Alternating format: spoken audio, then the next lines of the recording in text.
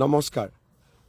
আধা ঘণ্টা পিছতে মই জন আশীৰ্বাদ যাত্ৰা মাৰ্ঘেৰিটা সমষ্টিৰ পৰা আৰম্ভ কৰিম।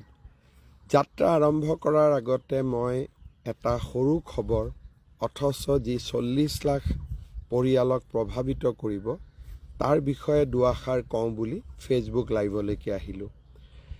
ইতিমধ্যে আপোনালোক সকলো অৱগত যে অহা 10 তাৰিখ 10:30 বজাত অসমৰ 40 লাখ অৰুণোদয় পৰিয়াললৈ আমি 9,000 টকাকৈ আগবঢ়াম।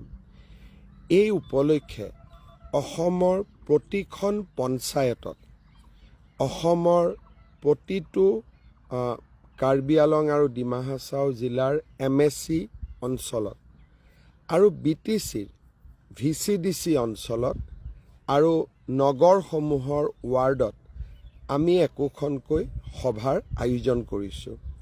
10:30 বজাত এই সভা অনুষ্ঠিত হ'ব আৰু সভা চলি থাকোঁতেই আপোনালোকক আমি এই 9,000 টকা দিয়াৰ ব্যৱস্থা কৰিম।